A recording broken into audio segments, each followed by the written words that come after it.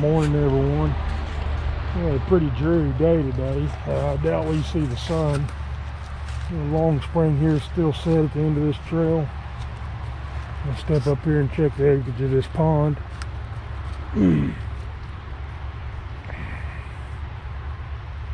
This trap's still set, guys. We're probably gonna have a pretty quick check this morning. This dreary weather, real light rain, so I'm gonna be out in it long. We'll get down here and check this trail here. Our long spring still set, guys. I'm not seeing my stick down here for the drowning rod. Okay, we must have forgot to put one in it because I see the trap sitting there. We're just gonna come right in there behind it and place that stick there. All right, let's get down here and check this new snare that we put in these other sets we got on this dam.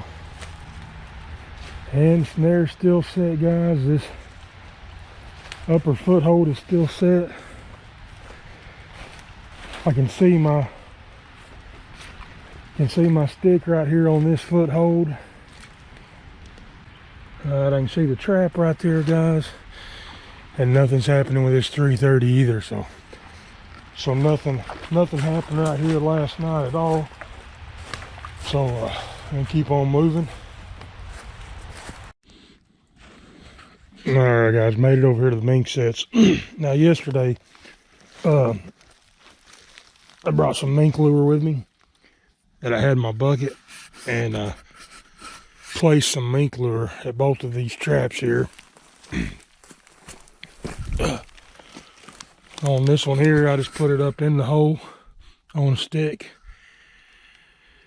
And then on that one over there, I just placed a stick up above the trap with some mink lure on it. Neither one of them are set off this morning. Let's wait till another day. Guys, coming down this ditch to turn around, I didn't see anything in any of these traps, but we'll head up through here and see if maybe there's something in one of them that I didn't see.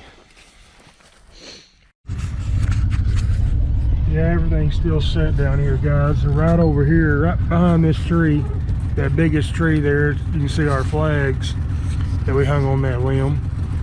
And not seeing anything bouncing over there, so nothing in that cat set.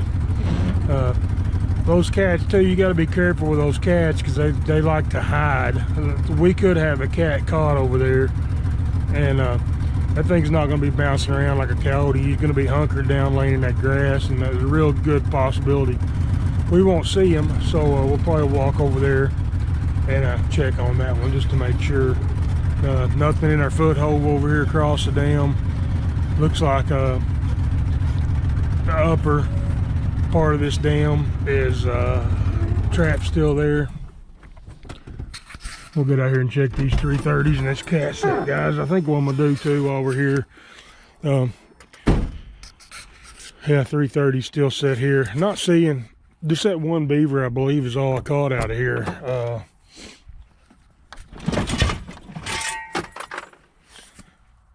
I was really expecting there to be two. Like I said, I don't know what happened to that second one.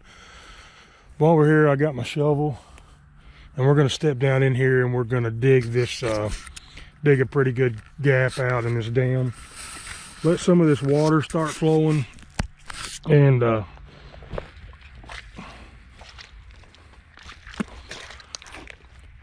see if maybe there is another beaver in here. If he comes up here and fixes this little gap we're gonna make.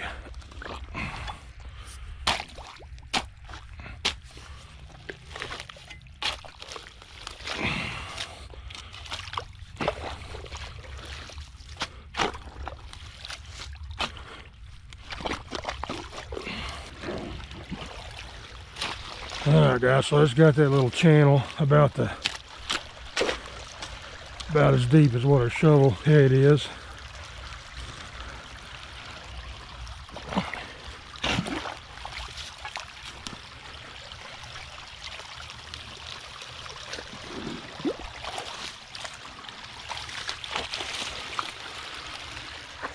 We're gonna let that flow, see what happens tonight.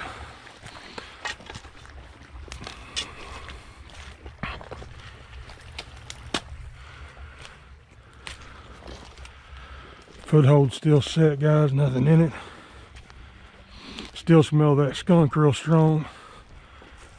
That's gonna bring any other predators in the area. They're gonna come over here and investigate that strong skunk smell. See our flags there.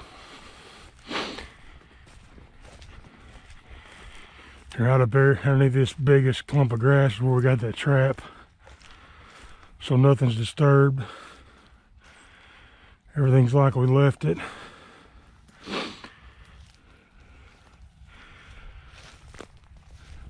Hopefully we won't be through tonight, guys. We'll have them. Alright, guys, we're going to do the same thing here. Drowning rod's still there. We've not made a catch with it at all. I'm going to see. It's going to be pretty soft, I imagine. Actually, not too bad. We're going to do the same thing here. I'm just going to cut out a little trench across here, and we're going to see if we can let some of this water out.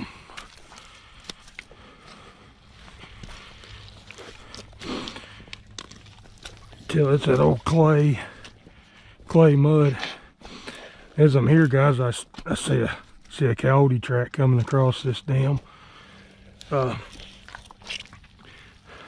used to sit right here for coyote, but the elderly couple that lives up here, she likes to walk these field roads with her dog, and they were telling me that one of my traps got her dog one day. I never did know it. They got the dog out. So ever since then, I told them that I wouldn't place any more coyote traps here unless they wanted me to.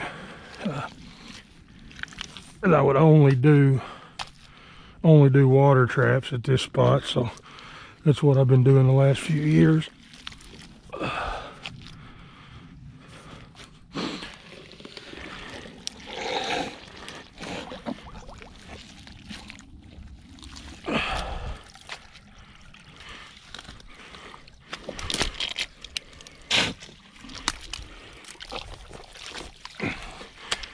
Alright, guys, so it's got a little bit of a flow going there. It's gonna be enough to draw their attention, get them moving.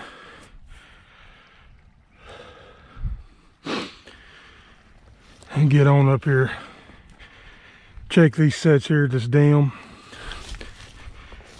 and then move on over to that bridge, see if that set we made there possibly made a catch last night. Alright, guys, we're here at the bridge. This is our last chance to get a catch today, and I do believe I see some ripples coming out from under there. Let's get down here and see what's happening. Maybe I wouldn't. I don't see any animal anywhere moving. That's the ripples I was seeing, was that water dripping off the edge of the bridge. But you can see our anchor still up here, guys. Make sure this trap's still set. See our chain going across there. I don't necessarily see the trap itself. I'm gonna go ahead and step off in here and make sure this trap's still sitting here working. And it looks like we had a miss. I think I can see the trap set off here, guys. So let's see what happened. Yep, so we just missed them yesterday. All of our lure and stuff's here where we put it. Now let's get this trap set back.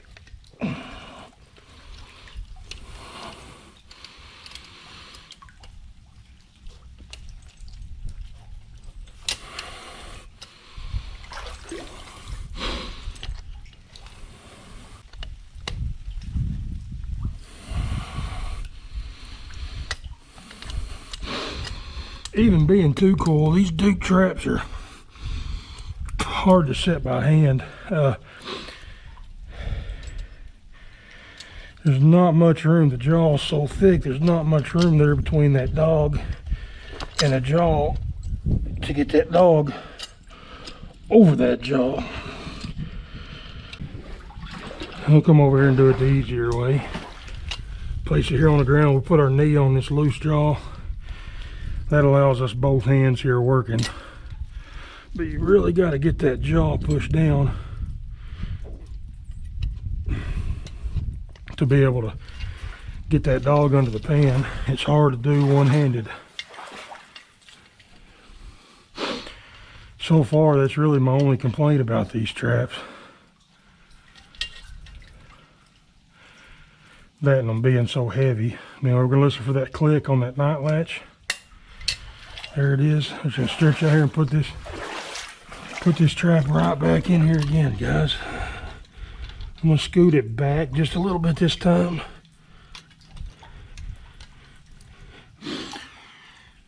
And see, maybe it'll do something in the morning.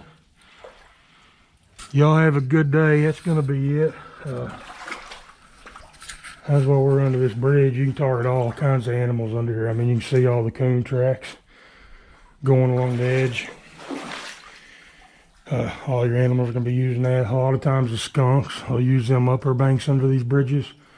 If you'll look, there's going to be a trail. I can actually see the trail coming under that bridge up there. That's going to be coons and skunks.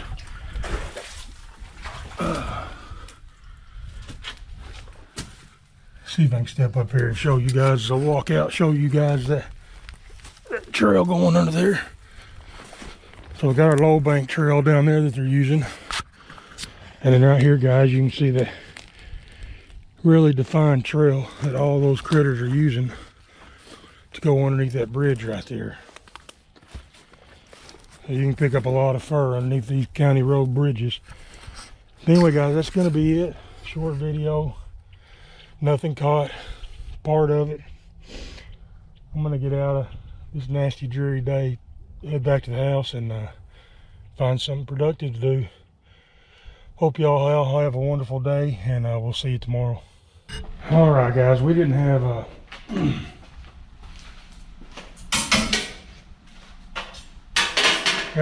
much of a day today, so I thought I'd add a little bit to the end of this video. What I'm going to do out here in the shop, I thought I'd make some more of these pelt hangers.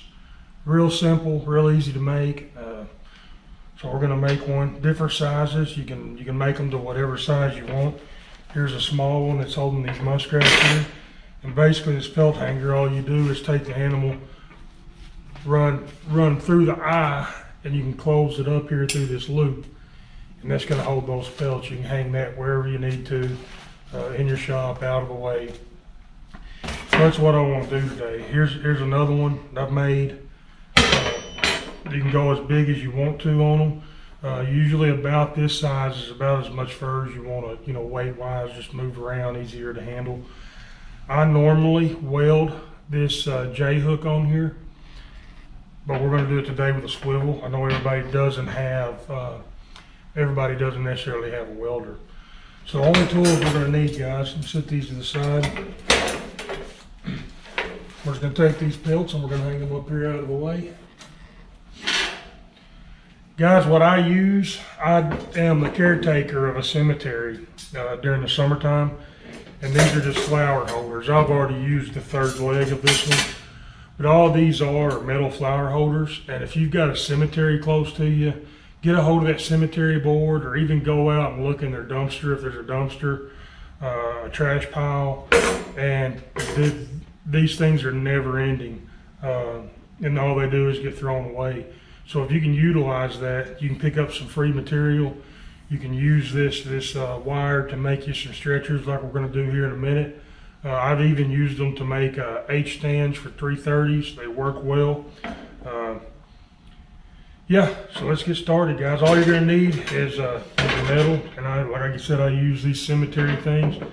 A J-hook tool to be able to pose a J-hook on our swivel here in a minute. That's what we're going to use to hang it with. A pair of bolt cutters. That's it, guys. So we're just going to come up here and cut cut these little brace sections off with our bolt cutters. Now all we're going to do is come down here to whatever length, and if you need to, take a tape measure to measure out about the size you want. That's the length you want to cut. Guys, I'm going to make a couple of small ones. There we go. Now we've got our piece of metal that we're going to use. Got our piece of metal here. Now let's measure and see what length we've got here. We've got 30 inches. All right, guys. So right here we got 5 inches. That's going to be this section here. That first bend is going to be 5 inches. That's going to allow us to get 3 inches out of it, and that's going to allow us another 2 inches to make this bend on this end. So right there we got 5 inches. All right, guys, so from this first bend here, 30, we left 5 inches. That brought it down to 25. Now we want to leave 10 inches on top, and we're going to leave 11 inches on the bottom. That'll give us that extra inch on the bottom that we need. So we're going to come down here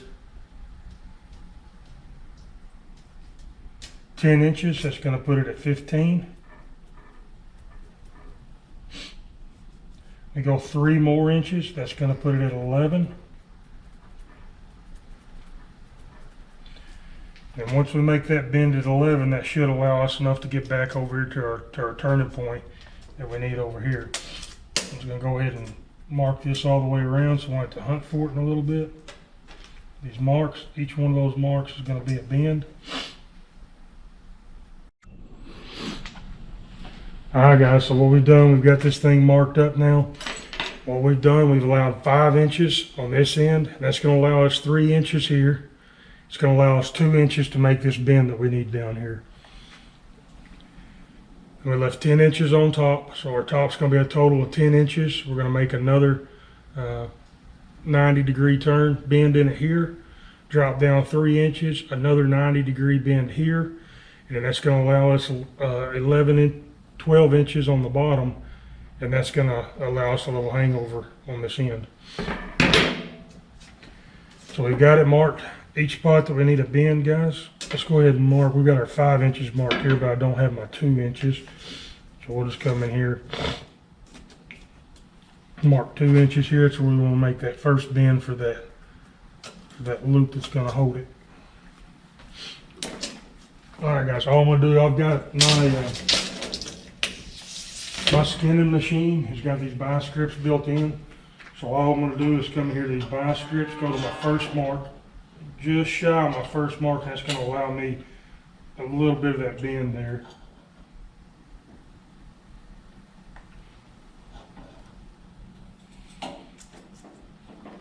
We're just going to take, we're going to bend that rod.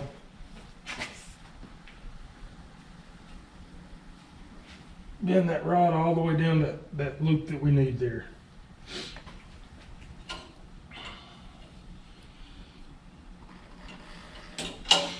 All right, guys, so we got our loop on this end. Now we're going to come in here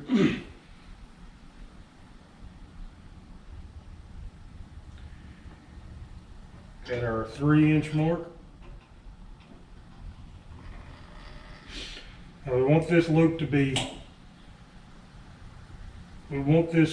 be offset, not in line with our rod.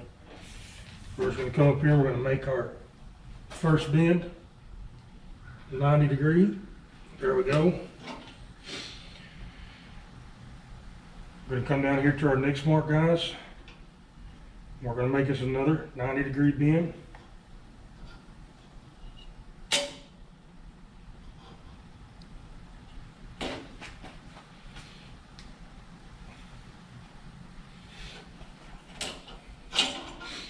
And drop down to our 3-inch mark.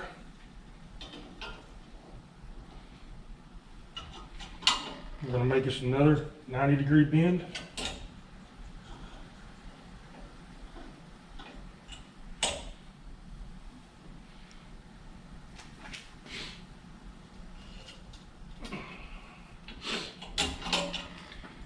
There we go, guys. We got the basic shape that we want. We can adjust it if we need to. and catch it. Now, I'm not worried about it being perfectly square. If that's something that you want or you're interested in to make it square, then just get your measurements more accurate. I just guessed, but that's gonna work, guys. Only thing left to do now is come in here. Like I said, I normally take a J hook and I just weld it to the top, but I realize a lot of folks don't have J hooks. So we'll come out here and we'll close that J hook on that swivel. There we go, guys. Now all we gotta do is run it back down that wire, and you got you a hanging mechanism to hang it up on the wire. Now the reason I weld mine is I want them to be solid here instead of being able to move back and forth, because you'll get your weight on there and that thing's gonna want to slide. So that's the reason I weld it. I want it to be solid.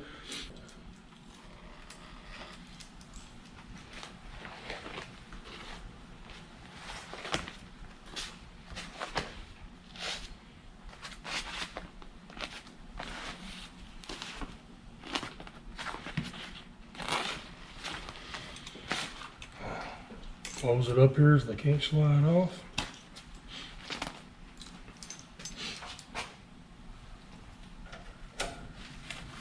There you go, guys. That's going to be the issue with it sliding back and forth. They're not going to have a solid point there. If you've got a welder, it's an easy fix. All you got to do is you use one of those J hooks and just weld it to that wire, and that's going to make it solid there. It's not going to move around. You can turn that J hook whichever way you prefer. Now this one is in line with the wire, and this one is at a 45 to that top.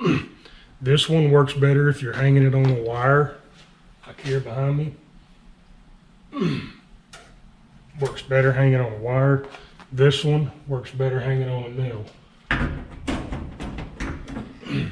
So just whichever way you prefer, guys. Anyway, I'm gonna go in the house, see if I can edit this video enough to get something out of it, and we'll see you guys next time.